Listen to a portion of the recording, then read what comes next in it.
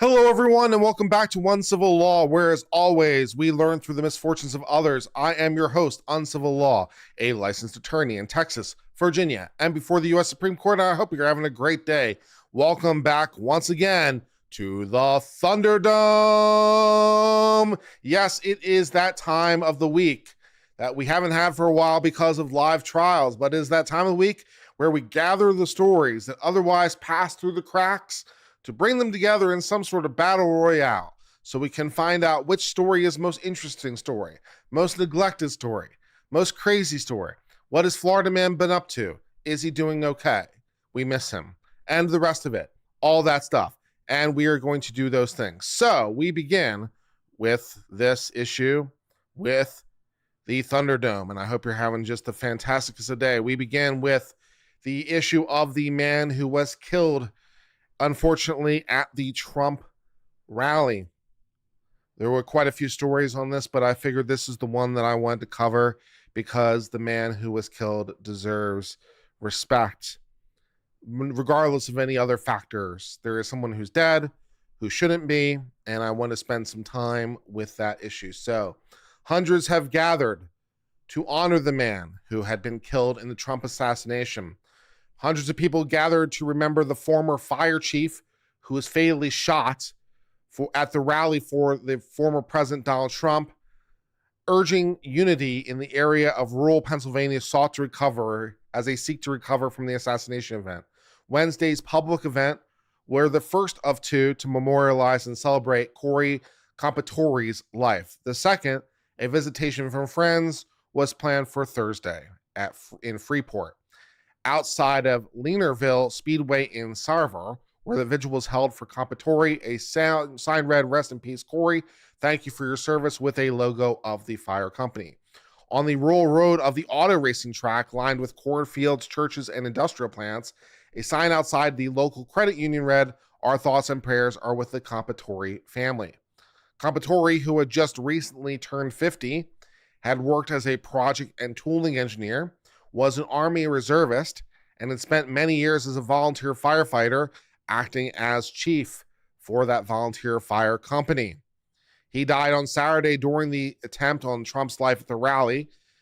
Comperatore spent the final moments of his life shielding his wife and daughter from the gunfire. So, in true Chad form, when the shots were being fired, he apparently threw his wife and daughter to the ground and literally covered them with his body as he was being killed. So, gave his life for his community and ultimately his family.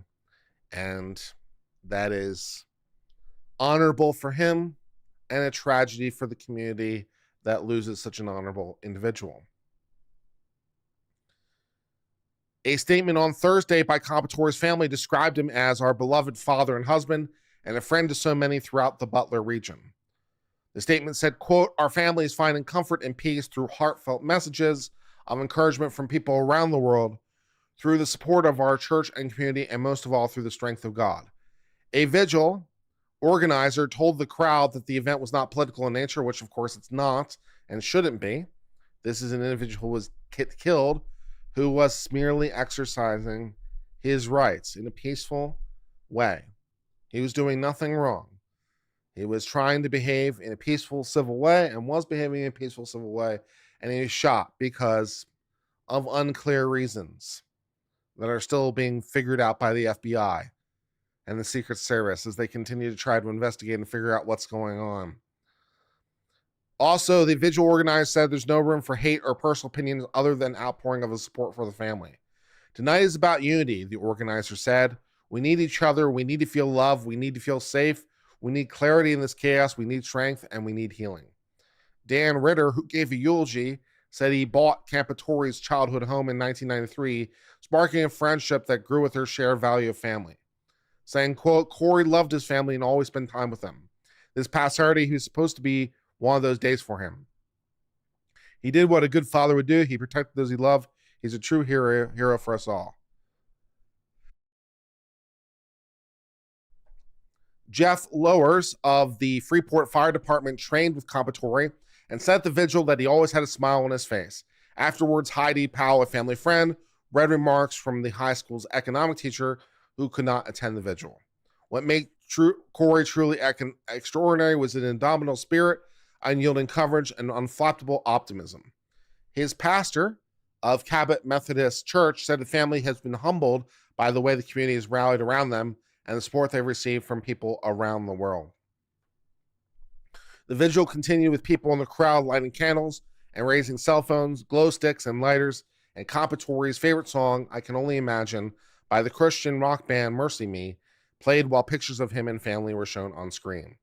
Two others, of course, were injured at the rally: David Dutch, 57, of New Kensington, and James Copenhagen, 74, of Boone Township. As of Wednesday, both have been upgraded to serious but stable condition. So, unclear what their injuries are or what long-term recoveries those individuals have, but at least it looks like for the moment they will survive their injuries.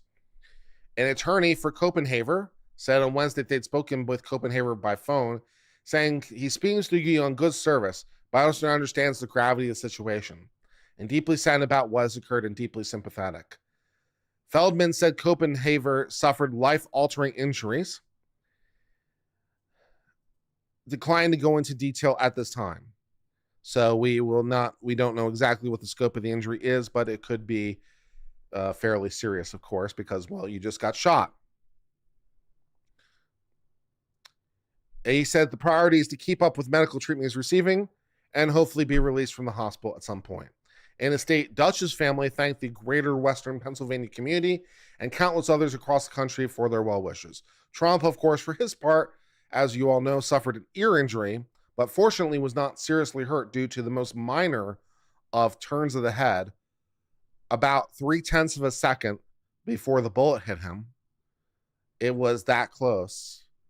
It was blink and you miss it, pretty much territory. So, yeah. And Trump, of course, is expected for his part to give a speech accepting the nomination for president tonight at the Republican National Convention in Milwaukee, and that will bring the end of that story. So, yeah, my heart really, of course, goes out to the family of the three individuals that were hurt, and, of course, Corey's family in particular, since they have lost permanently a father and a fire chief and a husband and a member of the community who was doing nothing wrong. And he lost his life due to what at this point seems to be exceptional negligence, if you are understanding the reports that are coming out from the news, which I won't go into greater detail at this time, except to say that there's a lot here that went very incredibly wrong. And someone is dead who shouldn't be, and that is the end of the story, and we will press on. All right, well, thank you very much, all of you, for turning into the Thunderdome. As always, I really appreciate you being here, and I'm sorry it's been so while since we've had a Thunderdome. We had so many wonderful stories that, you know, we had to cover live with various things going on, and man, there was just not so much time, especially for our mods, who at the end of those long trial days, you know, it's not fair to really impose on them some more with the Thunderdome. So we do really appreciate our mods and our time and you being here and spending time with us as we cover some of the news that is going on in the world. And there is a lot of news that is happening. Let's go ahead and find a new story. And there is a lot of it in perhaps more uplifting news. Missouri's Supreme Court has cleared the way for a woman's release 43 years after she went into prison. So it's been quite a long time, but they say that she was wrongfully convicted, and 43 years later is being released from prison. So that is a thing we're going to talk about. The Missouri Supreme Court cleared the way Thursday for the woman whose murder conviction was overturned to be freed after 43 years in prison. A circuit judge ruled last month that Sandra Hemi's attorney showed evidence of actual innocence, which is really, really hard to do, by the way. That's incredibly hard to do because it's basically the exact opposite of proving guilt beyond a reasonable doubt. Actual innocence is like proving innocence beyond a reasonable doubt, which often is the legal standard, by the way, because of course, once you're convicted, you're no longer presumed innocent, remember? Because you were convicted. So showing proof of actual innocence is really, really hard because you basically have to prove the negative. You have to prove that you didn't do it. But, sometimes you can pull it off, and her attorney apparently pulled it off. So not just that there was doubt about the jury's verdict, but that she was innocent in fact. So that takes a lot. The immediate freedom, however, had been complicated by sentences she received for crimes she committed while behind bars. A total of 12 years, which were piled on top of the sentence for the conviction. So she apparently had committed offenses that had added time to her sentence, but then, of course, her sentence was invalid in the first place, so arguably time served, right? Republican Attorney General took the fight to keep her locked up to the state's highest court, but her attorneys argued that keeping her incarcerated any longer would be a draconian outcome. Her release appears imminent, however, now that the Missouri Supreme Court refused to undo the lower court's rulings allowing her to be released on her own recognizance and placed in the custody of her sister and brother-in-law in the town of Higginsville. No details yet on when she will be released, but I imagine that will be soon. Henny, who is now 64, had been serving a life sentence at prison northeast of Kansas City after she was twice convicted of the death of a library worker. Wow, she was young when that murder happened. I mean, damn, she's 64 now. I mean, shit. She has been the longest held wrongfully incarcerated woman known in the U.S., according to the Innocence Project. The circuit court finding that the court finds the totality of evidence supports a finding of actual evidence. Horseman noted that Hemi was heavily sedated in an malleable mental state when investigators repeatedly questioned her in a psychiatric hospital. That will do it. Yeah. Her attorneys described her ultimate confession as often monosyllabic responses leading to leading questions. Other than the confession, no evidence links her to a crime. Yeah, this is why you don't confess. Because, people are of the belief that if you were innocent, no innocent person would confess. They're of this belief that no innocent person would confess. But unfortunately, it happens. And people were like, I would never confess if wasn't guilty. I would never confess. It's like, are you sure? Because a lot of it, yeah, I'm not so sure, ma'am. I'm not so sure, Yeah. The St. Jovis Police Department, meanwhile, ignored evidence pointing to Michael Holman, a fellow officer who died in 2015, and the prosecution wasn't told about FBI results that could have cleared her, so it was never disclosed before trial, which if they weren't told, then they weren't under an obligation to tell them, but, that could be a problem. The court finds that the evidence shows that Miss Hemi's statements to police are so unreliable, and the evidence pointing to the cop, who is dead, as the perpetrator, that no reasonable jury would find them convicted, the court writing in the 118-page opinion. So, yeah, there's some good news. The woman appears that she will get out of prison, and that is a positive turn of events, but it is the confession. It is the confession. It is the most valuable thing in the world. As we learned, for example, from the Karen Reed trial. The I did it. If you believe she said it at all, but juries believe it, they eat that shit up. They love it, and they can see, if you want to know how the Karen Reed jury could convict, despite, all the evidence from all the engineers and stuff, juries eat confessions up. They eat it up. They will not believe their lying eyes because of the confession. Because people are of the opinion, for whatever reason, they're of the opinion that if it were me, I would never falsely confess. It must be because they did it. It must be because they just slipped up and, said the thing and all the rest of it. And it reveals the truth. People believe this for some reason, but I don't know. It's just not really true. So, yeah. All the rest of it. Okay. Let's see what else we've got in the news going on today. All right, turning to a future criminal who was going to jail for the rest of her life, the great Sarah Boone. This is a story that I believe we covered before, but it is worthy of a repeat. Sarah Boone has lost her 8th lawyer and must now represent herself in her own murder trial. This is the ultimate F around and find out, people. So Sarah Boone stuffed her boyfriend into a suitcase and then videotaped him in the suitcase as her boyfriend in the suitcase begged for his life because he couldn't breathe. So this might have started out as a game of hide and seek or whatever. But the boyfriend somehow got into a suitcase, and then he couldn't escape. And then that's on tape with him begging for his life, and she's on tape basically saying, suck it up and all the rest of it, and then he died. So how do we know she did it?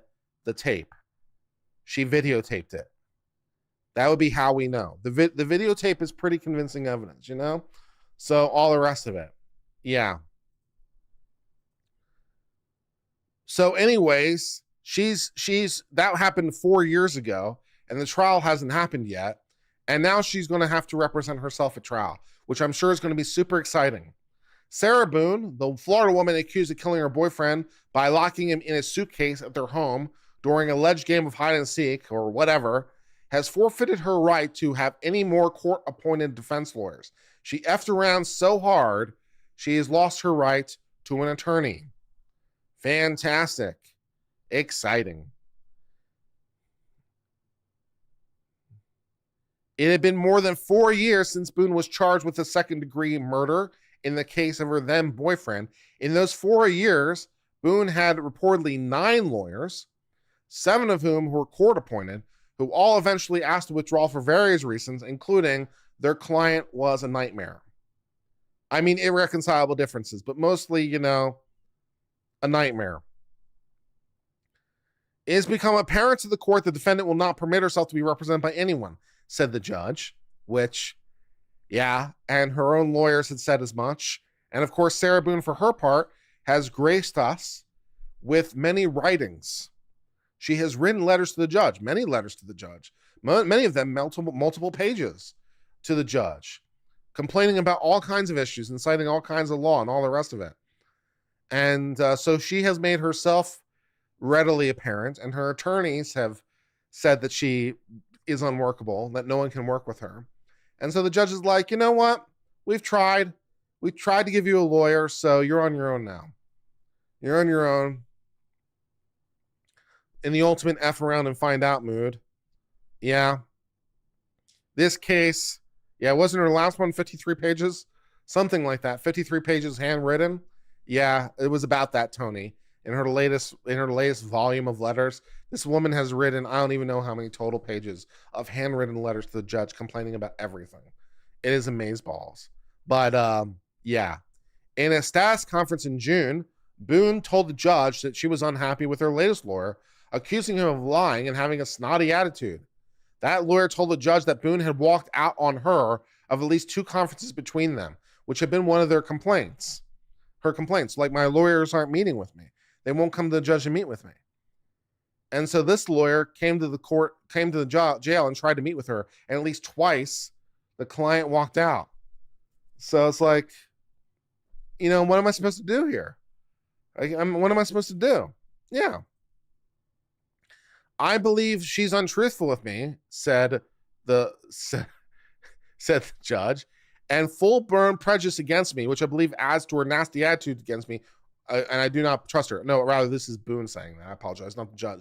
Judge saying it to Boone, or apologize, Boone saying it to judge about her lawyer. So describing her own lawyer, she said, I feel she's untruthful with me and full-blown prejudice against me, which I believe adds to her nasty attitude toward me, and I do not trust her. Everyone constantly blames me that I'm the reason why I'm supposedly going on attorney number 8, which I'm not the reason for any of them. Your several attorneys disagree with you, ma'am. I know the court's in a difficult position, but at this point, we're at the impasse that if she walks out of every conference I have with her, I'm not sure what it says about the attorney-client relationship, her lawyer said.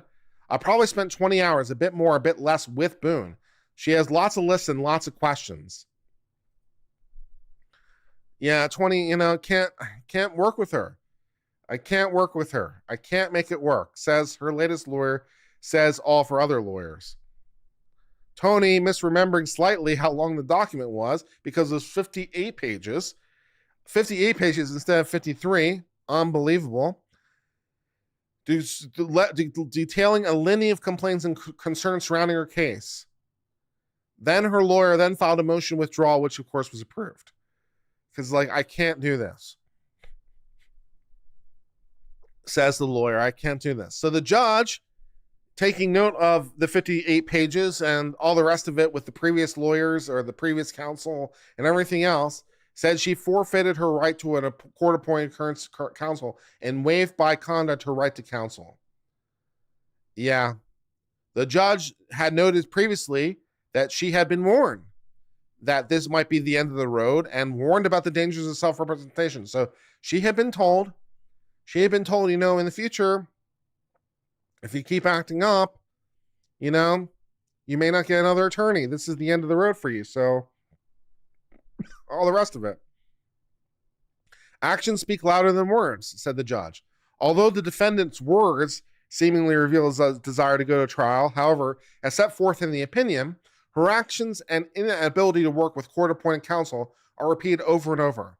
Allowing the defendant to have her 8th court-appointed attorney, her 9th attorney overall, would only serve to delay the case. As part of the order, the judge said the former lawyer would provide transcripts of all depositions conducted with 2 witnesses and deliver them to the jail so that she can have all the discovery she ever wanted. And then in a final kick in the teeth, he made clear in his order that the 2-week trial is currently scheduled for October 7th would remain set and would not be changed, barring the end of the world. And even if she got a private attorney, he would not move the deadline. And no attorney could possibly get ready this fast. That's not trial possible. In a trial case like this, give me a break.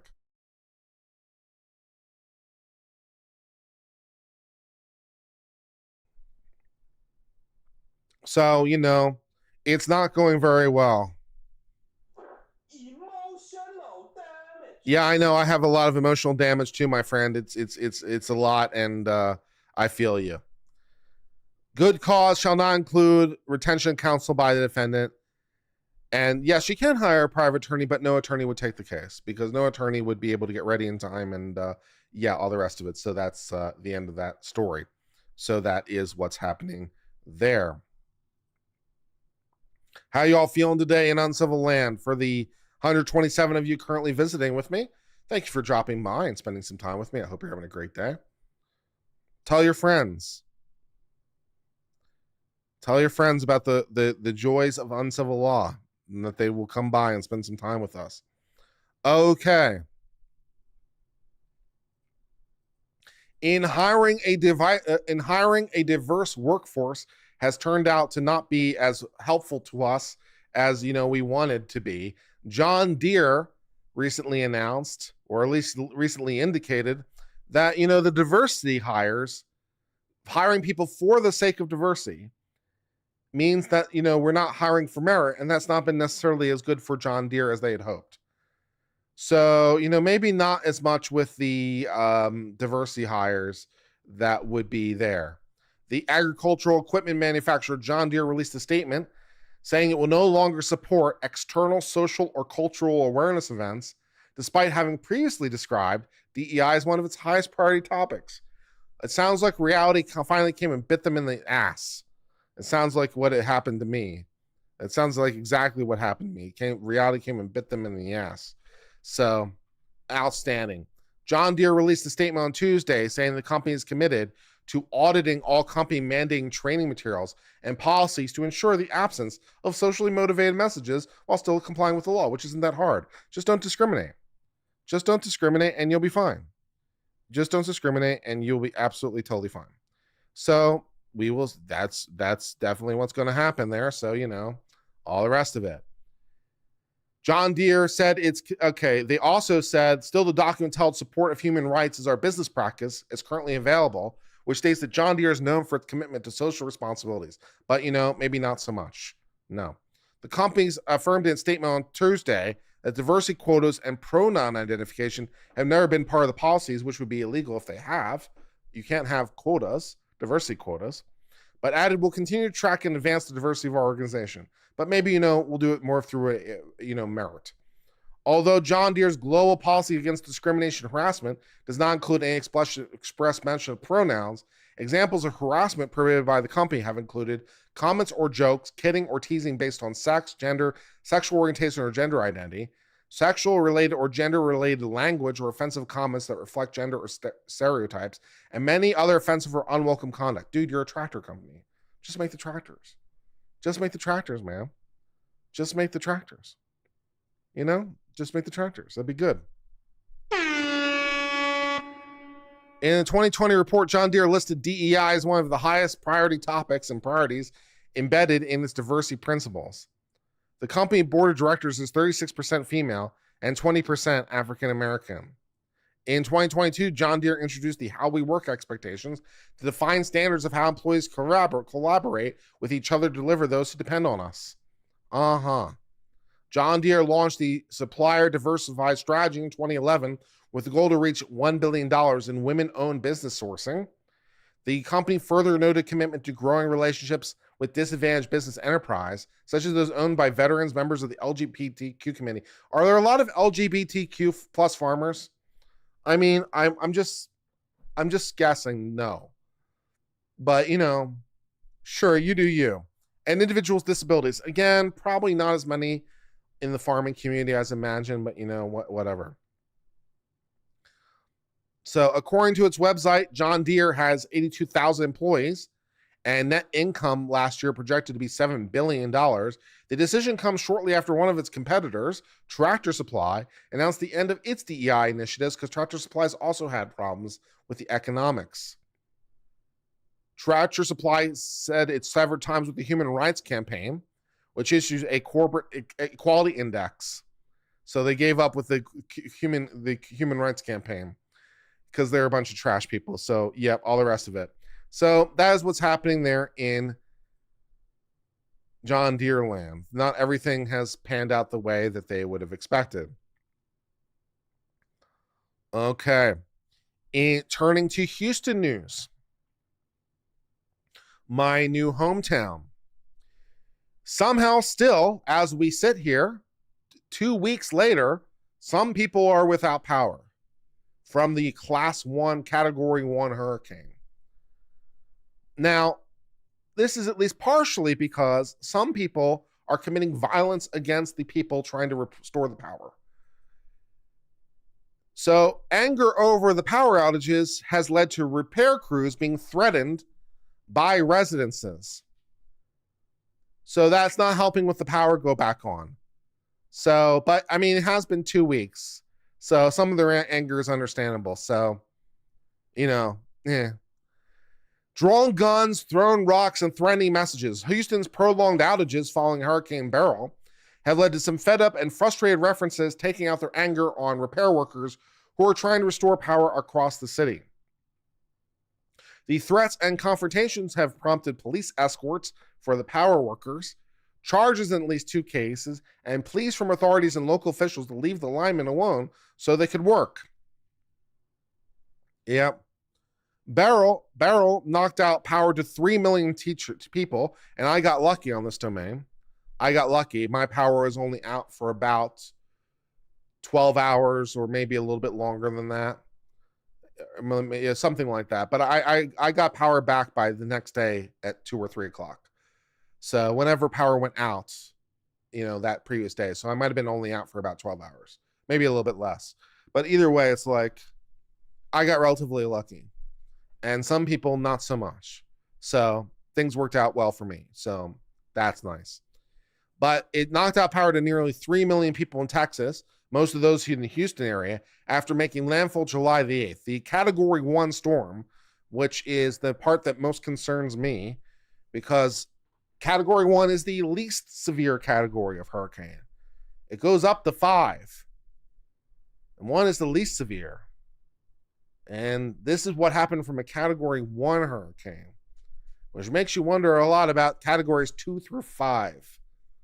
It's like, if you're this, so I guess the lesson here is if a serious hurricane ever comes my way, leave the area.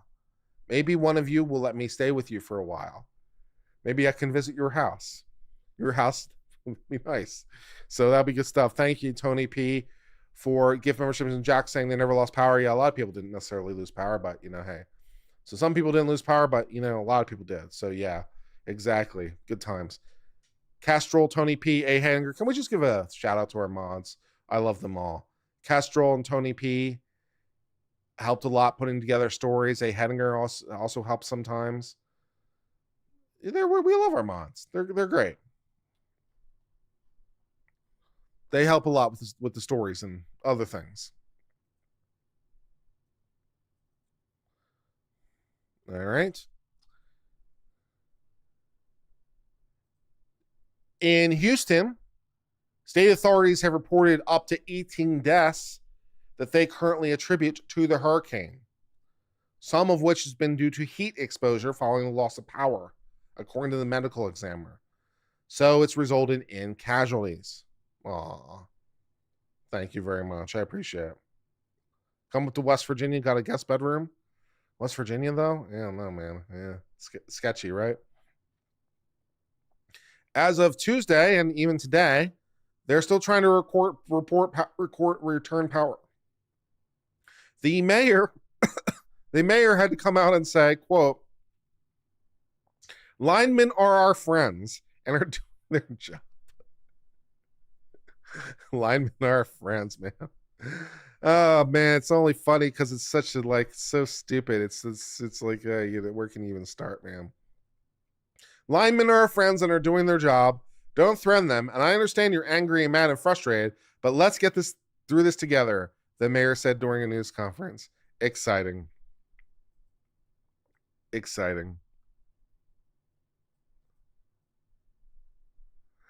Oh man.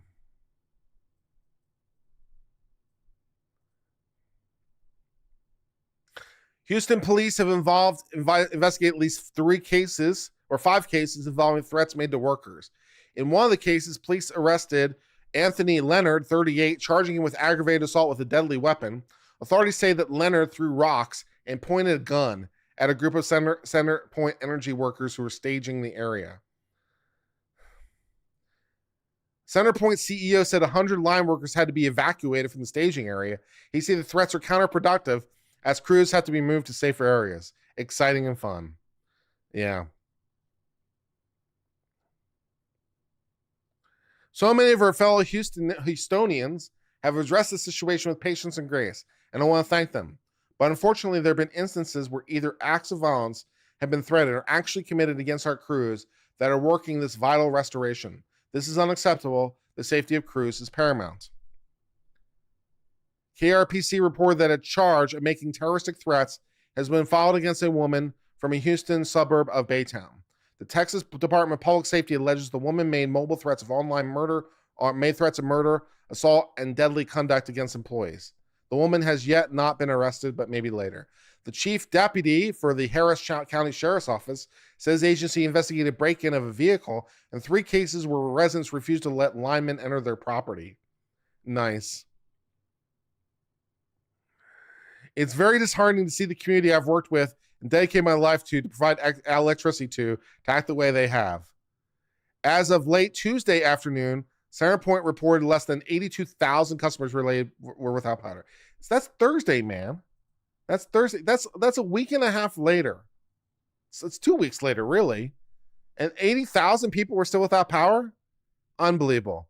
On Thursday, the governor sent a letter to Center Point demanding information from the company, saying Texas must be able to rely on energy providers to keep power flowing, even during hurricane season. It's irresponsible to prepare for those foreseen incidences and work tirelessly to restore power. Anything less is unacceptable. In a statement, Center Point says it's addressing Abbott's request and it's working with officials and community leaders to increase resiliency of the grid. Well, why would they be doing it now? They haven't done it this far, so why would they do it now? You know what I mean? Yeah.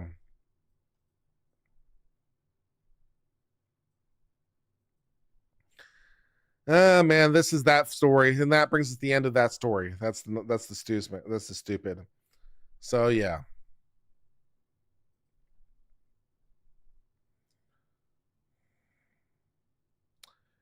Let's see what else we've got today. We've got a lot of stories today. I need to delete them as I go so that I can track which stories I'm doing and which stories I'm not doing, or at least not today. So we covered, let's see. Okay, archive that story. Let's see. Archive this story. And we did the Sarah Boone story because she's a treat. And we did the power story. That's good. All right. What else do we have? All right. And the cops are doing the murders news. An Illinois deputy, of course, has been fired and now charged with the murder of a black woman.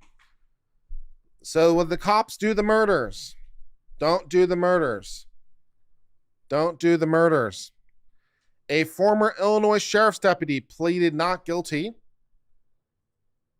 one day after he was fired, arrested and charged in the fatal shooting of a 36-year-old black woman during a call for help at the home. Sean Grayson, 30, fired 3 shots, striking Sonia Massey one time in the face as she ducked for cover behind the kitchen counter, separating the two, according to court documents. The shooting apparently followed a verbal exchange about a pot on a stove. So apparently this woman calls the cops for help. The cop is there. There's a pot on the stove. There's an argument about it. The cop pulls the gun. The woman hides behind the counter, and the cop shoots her in the face.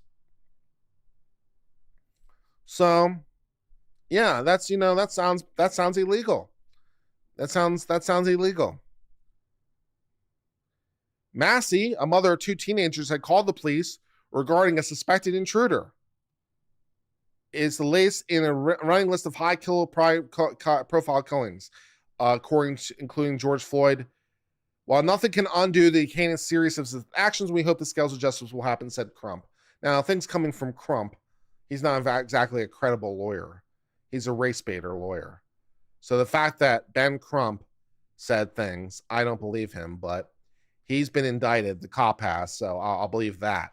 The grand jury indicted Grayson, who is white, on 5 charges, including 3 counts of murder in the first degree, 1 count of aggravated battery, 1 count of official misconduct. He's arraigned in Illinois and pled not guilty. He is jailed until his next court date on August the 26th. According to the indictment, Macy had placed a pot of possibly hot water on the counter on Grayson's instructions. So there was a pot of hot water, apparently. And according to the indictment, the cop asked her to put the pot of water somewhere, which she did. So that's that. Excuse me.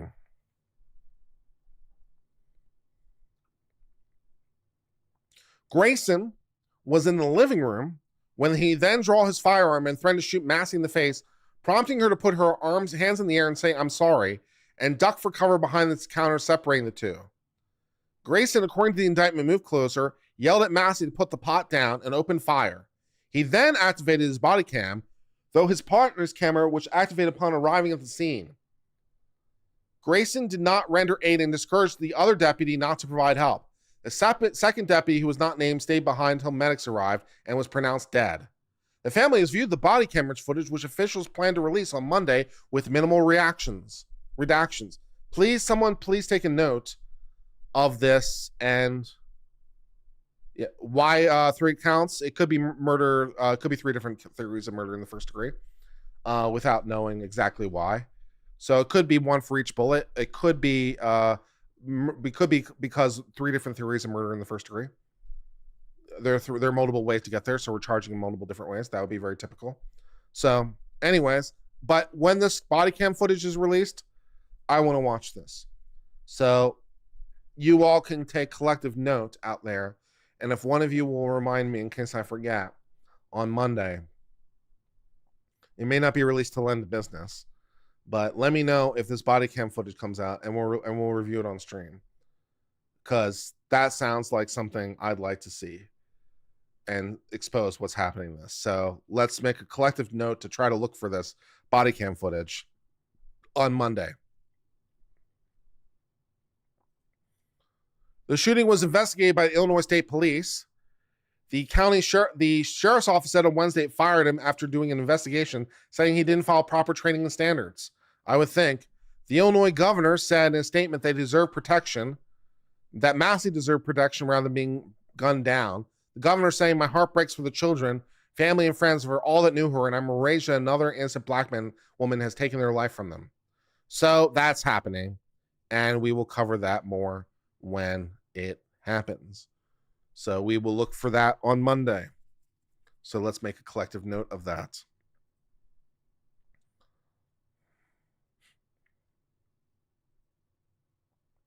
So I'll just put that in a different card. Or I'll just put it at the top of the list. That'll remind me to look for it later. All right. Okay, let's see what else we got.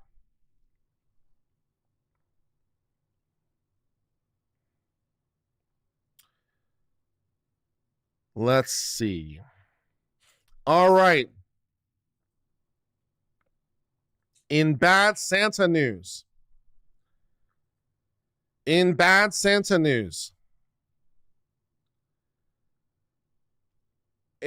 extremely bad Santa news, prosecutors have said that neo-Nazis have a plan to have someone dress up as Santa Claus and hand out poisoned candy to Jewish children. Wow, that took a turn. Wow. No, on like every possible level. The leader of the neo-Nazi extremist group based in Eastern Europe has been charged with plotting to have an associate dress up as Santa Claus and hand out poisoned candy to Jewish children in New York City. So the neo-Nazis from Eastern Europe were devising a plot to hand out poisoned candy to Jewish children in New York. Wow. Okay. Mikhail, there's no way I'm going to get this last name right, but we're going to give it a shot anyway. Mikhail, how am I supposed to pronounce this last name? There's no vowels in it. Mikhail Chikvikvel, the 21-year-old from the Republic of Georgia, was indicted on 4 counts, including soliciting hate crimes and acts of mass violence, according to the DOJ. The individual, with various nicknames, including Commander Butcher, allegedly leads the Manic Murder Cult, which I'll give him credit for the name. I mean, if you've got to join a cult, the Manic Murder Cult sounds like a pretty cool name, but unfortunately, not so much with, good ideas. As an ironic name, that could be like a good name for a band, or, that could be like an erotic name for like a group of people. Like we're part of the Manic Murder Cult. It's just like an ironic name. That could be a fun name. Unfortunately for him, not so much with the fun, more with the poisoning of Jewish children. So not so much. Prosecutors say this is an international extremist group that adheres to neo-Nazi accelerationist ideology and promoting violence and violent acts against minorities, and including the Jewish community and others it deems undesirable, which, You just want to call them Chick-fil-A? Chick-fil-A? That sounds funny. Maybe we'll call them Chick-fil-A for the rest of the stream. The Manic Murder Cult goal is not to throw a fun party, maybe do a costume party or something, or maybe a mask party.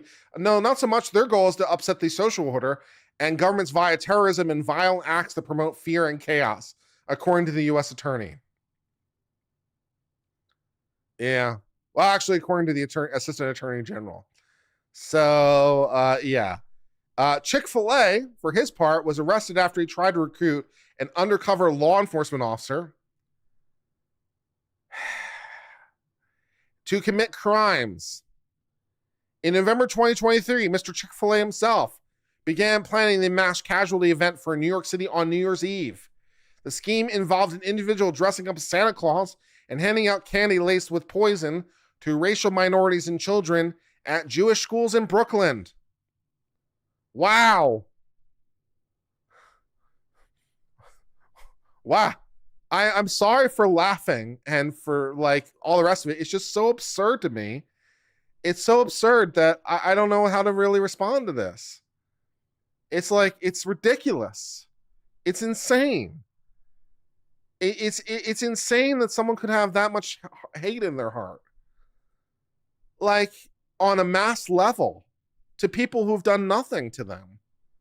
In a continent away. Well, kind of 2 continents away, really, because they're in Eastern Europe. 2 continents away. It's like, what the hell is going on, man? Well, it's like, it's absurd. And it's like, I have to laugh so I don't cry. You know? It doesn't make me happy. I'm not a happy camper. The individual, Mr. Chick-fil-A, apparently drafted step-by-step instructions to carry out the scheme and shared it with the undercover officer, detailing manuals on creating and mixing the lethal poisons and gases. Prosecutors say that since September 2021, Mr. Chick-fil-A has distributed the manifesto titled Hater's Handbook. Again, fun name, but dark reality, in which he states that he has murdered for the white race and encourages others to do the same. Please do not murder for the white race. That would be my message, or any race. Just don't murder. Don't murders. Don't do the murders. That would be my message. For example, and among other things, the handbook apparently encourages its readers to commit school shootings. Nice. And use children to perpetuate self-deletion explosion events and other mass killings targeting radical minorities.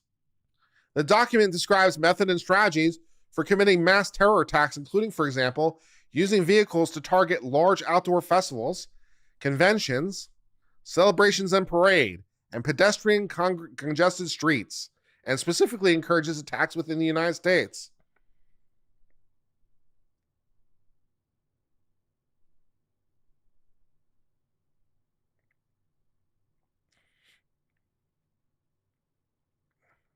Mr. Chickish, according to the chat, which I'll take as a suggestion, Chickish traveled to New York City at least twice in 2022 and stayed with his paternal grandmother in Brooklyn. If convicted, he faces a maximum penalty of 20 years for solicitation of violent felonies, 5 years for conspiring to solicit violent felonies, 20 years for distributing information pertaining to the making of use and threatening communications. So, yeah, that's okay. That's good. And also the solicitation of murder. So yeah, all that stuff. Emotional damage. Yeah, that was a rough story. That was a rough story.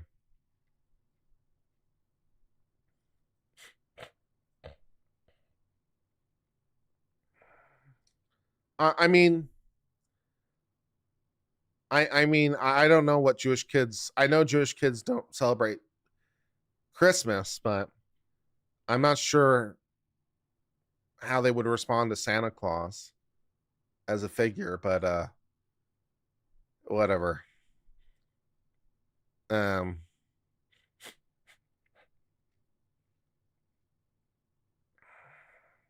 Okay. In I'm not going to change my cell plan after all news. Data from nearly all of AT&T's customers were downloaded from a third-party platform in a security breach. So, you know, I was thinking about, I really, honestly, no joke, I was recently thinking about switching my cell phone service to AT&T, but you know, I think not. I think I'm just gonna stick with Verizon. Thank you very much. I'm doing Visible Plus, by the way, which is their discount service, which has been very good for me. So it's relatively inexpensive, and you get on the network and you get lots of data and stuff. So, hey. But I was thinking about switching to AT&T, but now not so much, I don't think.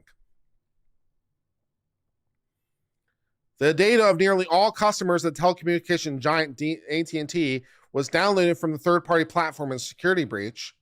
The breach, which took place April this year, but mostly involved data from 2022, hit AT&T cellular customers and customers of its mobile virtual network operators, which would be the thing I was talking about, the MVNOs, I believe it's called, where AT&T, the virtual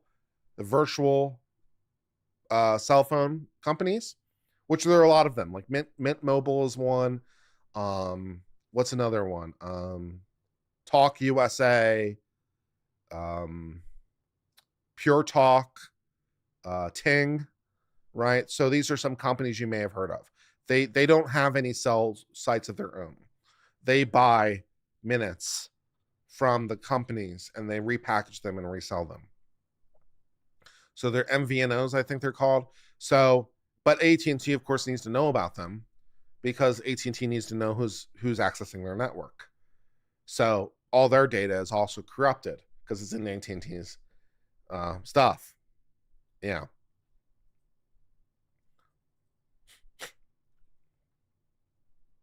Anyway, so there's a lot of companies like that these days. And of course, as I mentioned, like Visible by Verizon is an MVNO of Verizon. So like the cell phone companies themselves are getting into this to some degree. So a lot of these companies started and they've been very successful for a discount. And so some of the cell phone companies themselves are now doing it. So Visible, which is what I use, is owned by Verizon. So they're selling to themselves. But they're in that market now, so it works out great. So, whatever. Approximately 109 million customer accounts were impacted, according to AT&T, which says it currently doesn't believe the data is publicly available. Well, that makes me feel better. The data does not contain the content of calls or texts. Well, how could it possibly contain the content of calls? Personal information such as SSN, dates of birth, or other personally identifiable information. But it does include records of calls, which is pretty valuable intelligence. Who you call and when you call them helps to establish network relationships. So it's pretty valuable information. If all you know is the numbers that are being called and when, you can establish some pretty valuable intelligence from that. So, yeah. The compromised data does not apparently include information such as timestamps of calls or texts. They say, however, there are other ways of using publicly accessible tools to find the name find the name. Yeah. So if all you know is the number that's being called, you still know the network. You can establish who's calling who and when, and you can establish who knows who and how much based on like the volume of calls. The volume of calls from and to a particular number will be a proxy for how well they know each other, right? So the more frequently a particular number calls a particular other number as a frequency is a proxy for how well they know each other. And it's a proxy for the nature of their relationship. And with a little bit of intelligence, you can divine more things than that. While the information doesn't directly have sensitive information, it can be used to piece together events and who may be calling who. This could impact people's private lines. Yeah, business numbers will be easy to identify, and private numbers can be matched names with public records. So you can figure out who's calling who, how often. If it's a doctor's office, if it's a lot of calls, so maybe that's a really sick patient, or whatever. So you can make some deductions with a little bit of reasoning. You've had Visible for 6 years now? Cool. I've been pleased by their service. AT&T identified third-party platform Snowflake. That's just too hilarious. Snowflakes are responsible. I knew the snowflakes would get to me eventually, man. I knew it, man. Yeah.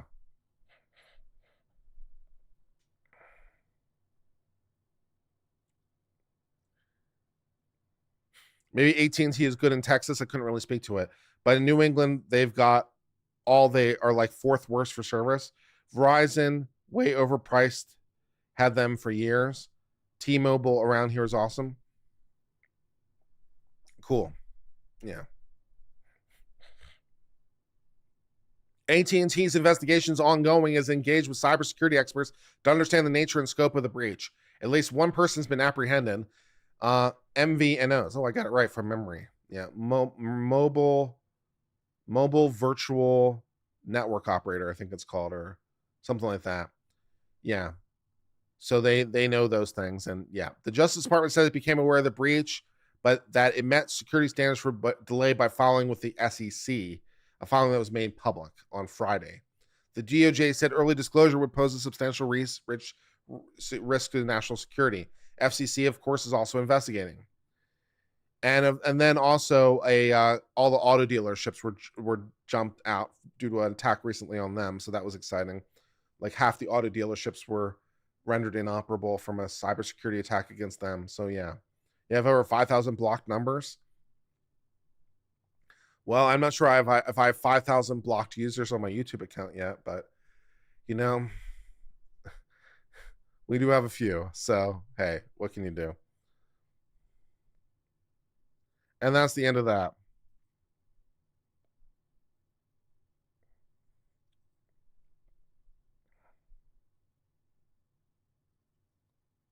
AT&T is an NSA front company. Well, I don't know about exactly a front company, but they do have a very close relationship with the government, as I'm sure anyone who knows anything about them knows. The AT&T switching center in New York with the windowless building, which was released in the NSA files as Titan Point, where AT&T has its switching center, this huge windowless building in the middle of New York that's like basically nuclear proof. It's so constructed. Yeah. Also the I believe it's Mount Weather that is listed on it, which is in fact a government bunker for the president, but is listed on all the relevant maps. It's just being an AT&T location. It like as in terms of land property, it says it's owned by AT&T, but it's really a government bunker for the president. I think it's Mount Weather that said that. And also there was the famous utility closet in AT&T's center, which was an NSA closet. So the AT&T's had a very comfortable relationship with the government for quite some time. So yeah, there is definitely that. That's true.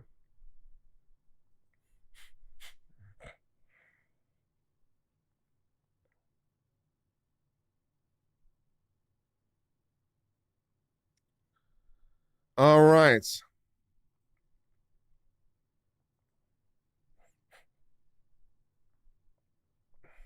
Vault-Tec is real? Maybe a little bit, yes. I mean, yeah, I guess a little bit, yeah. Yeah, I mean, it's not much of a secret when everyone knows about it, right? But yeah. All right, in a literal shit show.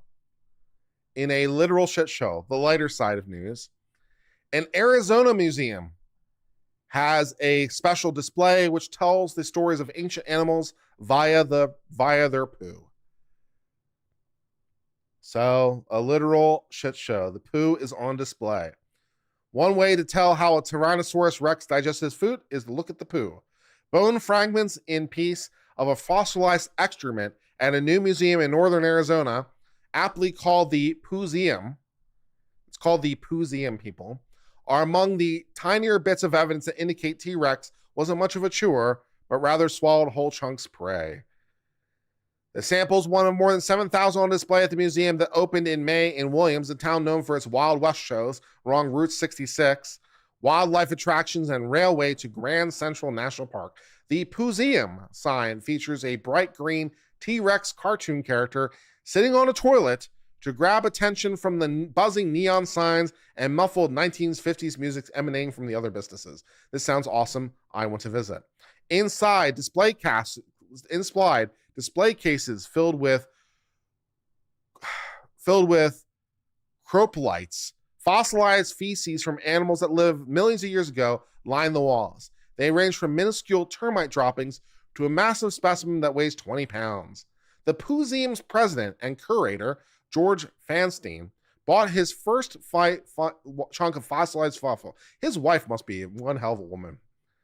It's like, baby, we're going to open a museum together. You and me, baby. We're going to make it.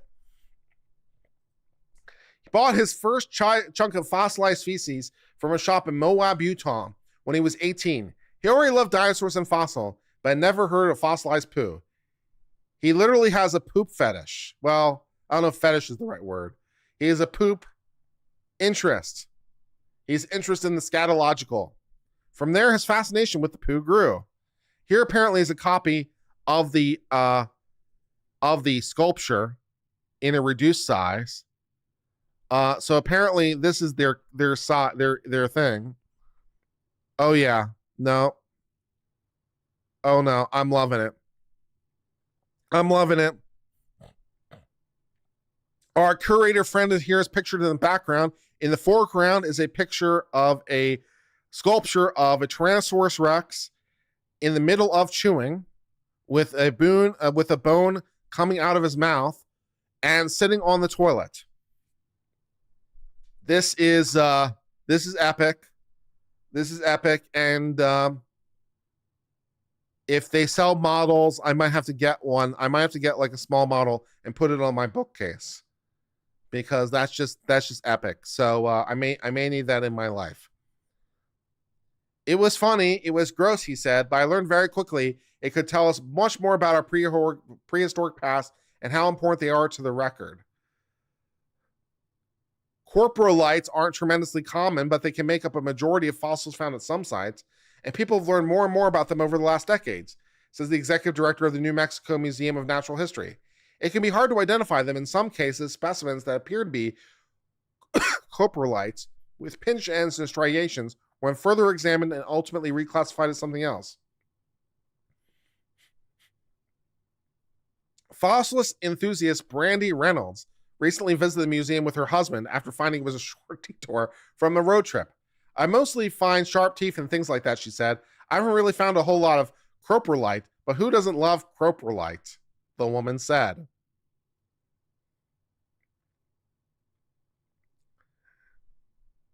Nice. A highlight of the collection is a specimen that holds a Guinness World Record for being the largest coprolite left by a carnivorous animal, measuring more than 2 feet long and over 6 inches wide. Franstein says it's believed to be from a T-Rex, given where it's found on a private ranch in South Dakota in 2019. Franstein also holds the record for the largest certified coprolite collection, which was verified by a museum in Florida. His collection now stands, he has a Guinness Book of World Records certificate. He has a Guinness Book of World Records collection certificate for the largest collection of carnivorous animal poo. Wow. I mean, wow. He has a certificate from Guinness World Records for the largest collection of carnivorous animal poo. I mean, what can you say about that?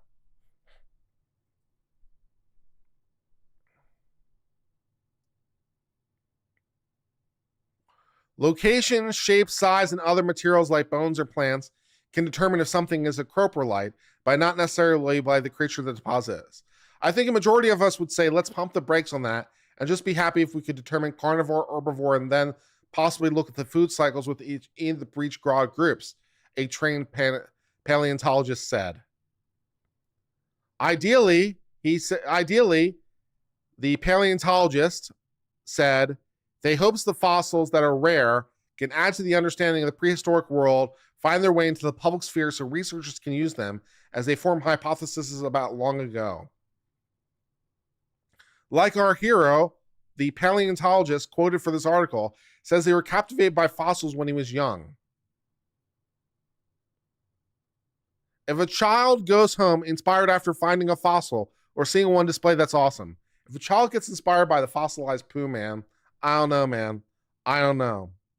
Well, They have a Coprolite Happens shirt. Okay.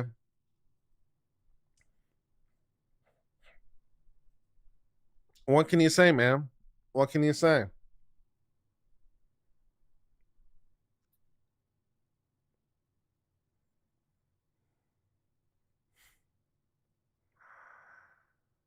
All right, let's see what else we got.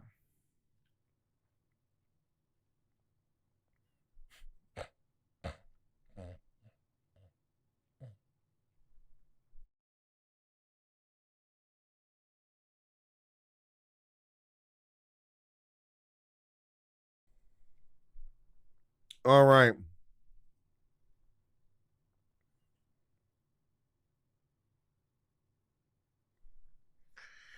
Okay, in Delta gets in trouble for what some of its flight attendants were wearing news. Delta has announced new rules for flight attendant uniforms because uniforms should be uniform. That is what the nature of them are, is to be uniform. And, yeah. Delta Airlines is changing its employee uniform policy following a turbulent ride through social media started by an ex-user's outrage over two flight attendants who were photographed wearing a Palestinian flag pin. The uproar on July 10th, which described the pins as Hamas badges, led Delta to ban its employees from wearing pins representing any country or nationality besides the United States. The rule will take effect on Monday, which, yeah, why not? There are uniforms. They're uniforms. You put on the uniform to be uniform. If you want to wear an American flag pin, cool. But you can't wear the flag pin of any other country. Why America? Well, Delta's an American company. That's why. And we don't need a reason because we're a private entity. So screw you.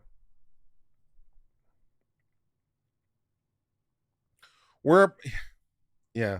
Robert says, when you bring on an expert to your show, how do you vet them? About the poo? Yeah, that's a good question. How exactly do you vet a poo expert? That's a really good question. I don't know. How would you go about vetting that? I don't know. How you would go about vetting the poo expert. I guess the CV, I don't know. A long experience. I don't know, but that's a very funny question, man. Delta, for its part, said, we're proud of diverse base of employees and customers and the foundation of our brand, which is to connect the world and provide a premium experience. We are taking the step to help ensure a safe, comfortable, and welcoming environment for all. Delta's policy shift represents ongoing tensions surrounding the Israeli-Hamas war, which has triggered high-profile protests that, among other things, have roiled campuses. Yeah. Just make sure they know their shit, says Dave Hill. Dave, +1. You are the smarter one of me. That is the best possible answer. Just make sure they know their shit. That is the best possible answer. Dave, I salute you, sir. +1 channel point. You are a positive contributor to the channel. Thank you, Dave. Before Delta announced its new policy, one of its employees escalated the situation by posting a reply on X asserting the attendants wearing the Palestinian flag pins were violating company rules and sympathizing with passengers who might be terrified by it. The post has since been deleted, but was captured in a screenshot by the American Muslim group CAR. Delta apologized in the post and said the employee responsible for the reply has been removed. So that is the end of that story. Fantastic. Yeah, that is the end of that story. Fantastic. All right, good times. All right, let's see if we have anything left I want to cover today. We have a lot of stories, but I'll tell you what, man, I've had some problems and I haven't been able to sleep well for a week. And I'm hoping that's going to come to an end now because I'd really like to get a good night's sleep. So, yeah. So, yeah.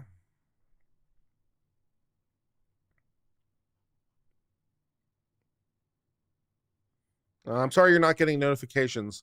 Notifications should theoretically go out. I forgot to send out the Instagram notification because I have to do it by hand, but notifications should theoretically still go out by Twitter and Discord as well as YouTube. So you can sign up for one of those services to get notifications. So, yeah. Hopefully one of those things. Let's do a fun story. And we'll leave the more serious stories for another day.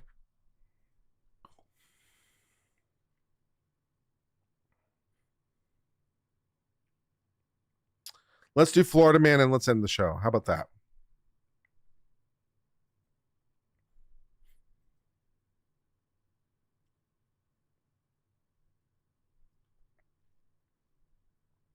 All right. In vehicles to try to escape with, U-Haul may not necessarily be your best choice. Florida Man in the U-Haul led deputies onto a chase before crashing into a fence and tree. The man is behind bars after deputies said they led him on a chase in the U-Haul van, which is not necessarily great for the chasing. According to the sheriff's office, when a deputy tried to pull over the vehicle for running a stop sign, the person, Michael Pierce, took off. Deputies say Pierce continued driving eastbound and quickly turned on North Craft Avenue, initiating a pursuit. With deputies chasing him, Pierce reached speeds of nearly 80 miles an hour while traveling down Croft Avenue. In a U-Haul, that's pretty impressive. That's pretty impressive, man. Wow. Good times.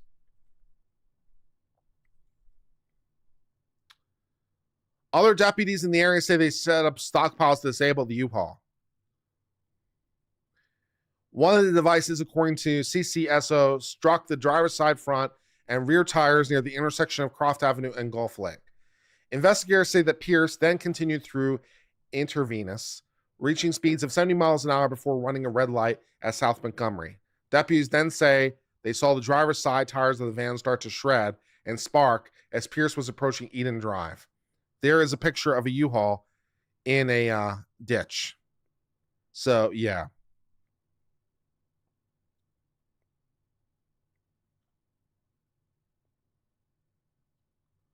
Investigators say that Pierce reached speeds of 60 miles an hour as he drove down the narrow, winding road before trying to double back once he hit the dead end on Moccasin Slough Road.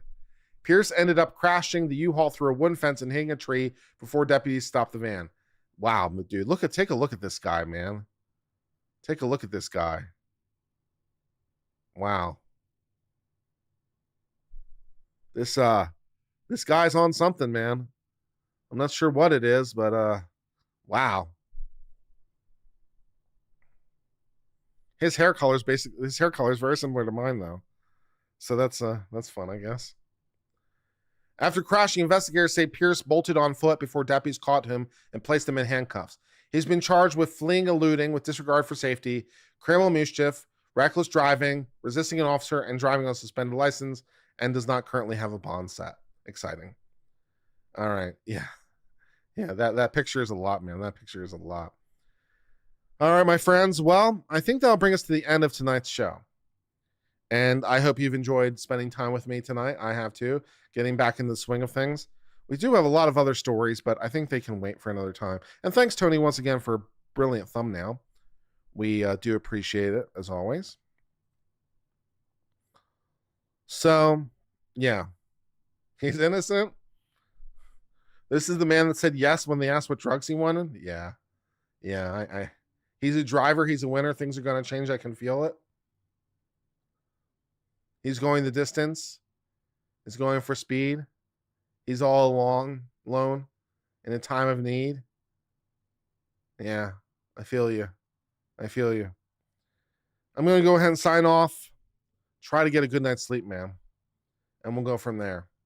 I hope you've enjoyed this little trip down the Roundup Lane, and we'll see what's going on, and it'll be interesting to see what Trump talks about tonight.